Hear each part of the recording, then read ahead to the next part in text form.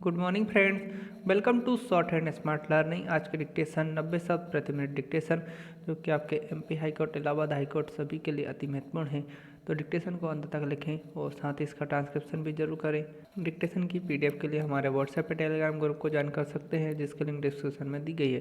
Dictation को लिखने से पहले एक बार शेयर जरूर कर दें ताकि डिक्टेशन सभी लोगों तक पहुँच पाए, और हमारे चैनल को सब्सक्राइब कर लें ताकि आपको सभी प्रकार की डिक्टेशन मिल पाए। डिक्टेशन शुरू होगी 5 सेकेंड बाद।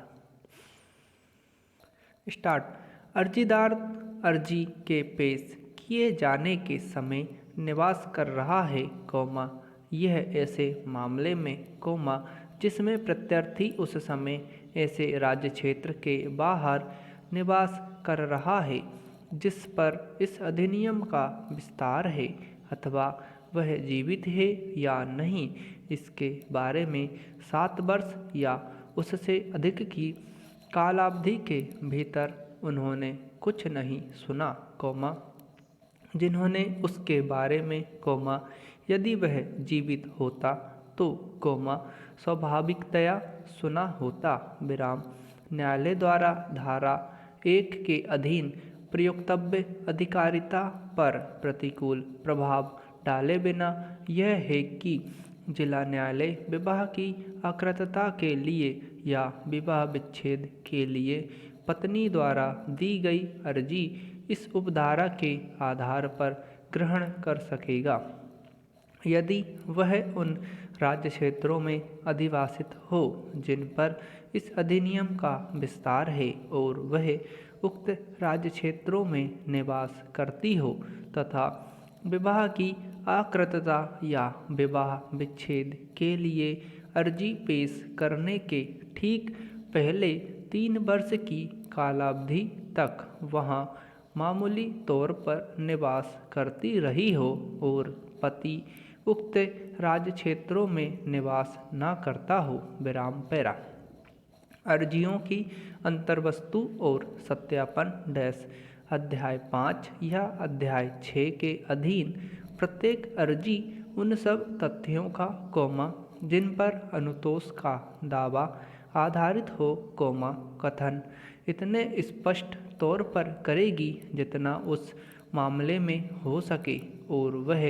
यह कथन भी करेगी कि अर्जीदार और विवाह के दूसरे पक्षकार के बीच दुसंधि नहीं है, प्रत्येक ऐसी अर्जी में अंतर्विष्ट कथन अर्जीदार द्वारा या किसी अन्य सक्षम व्यक्ति द्वारा उस रीति से सत्यापित किए जाएंगे जो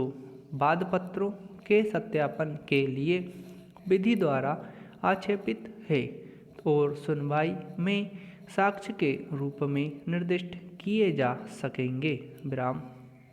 कार्यवाहियों को बंद कमरे में होना और उन्हें मुद्रित या प्रकाशित न किया जाना,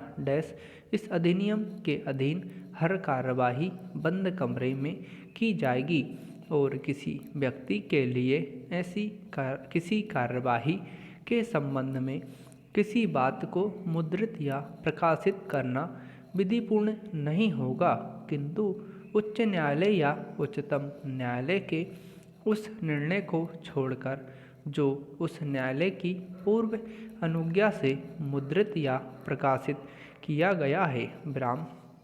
यदि कोई व्यक्ति उपधारा 1 के उपबंधों के उल्लंघन में कोई बात मुद्रित या प्रकाशित करेगा तो वह ऐसे जुर्माने से,